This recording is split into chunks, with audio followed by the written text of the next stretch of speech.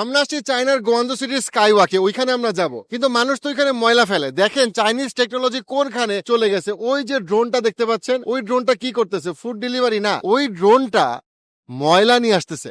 ওই যে ময়লাগুলো সে নিয়ে আসতেছে এইখানে সে ট্রাকের মধ্যে এই ময়লাটাকে সে ফেলবে। এখন আপনি চিন্তা করেন আমরা হইলে কি করতাম, যে আচ্ছা বন জঙ্গলের মধ্যে ময়লা পড়ে পড়ুক, অথবা আমরা চিন্তা করতাম যে ভাই মানুষ ওই ময়লা নিয়ে আসবে।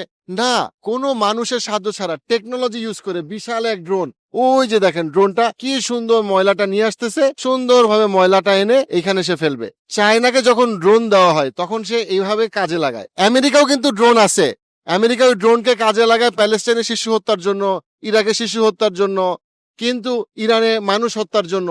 কিন্তু যখন এই ড্রোন চায়নাকে দেওয়া হয় তখন সে কি কাজে লাগায় দেখেন, সে কাজে লাগায় যেন পরিবেশটা সুন্দর থাকে, এবং কিভাবে সে কাজে লাগাইতেছে এবং কত অ্যাকুরেটলি সে কাজটা বারবার করতেছে। আমরা মাত্র 15 মিনিটে 5বার সে এই ময়লা নিয়ে গেছে আর নিয়ে আসছে। আমাদেরকে চিন্তা করতে হবে আমরা ড্রোন কি কাজে লাগাবো।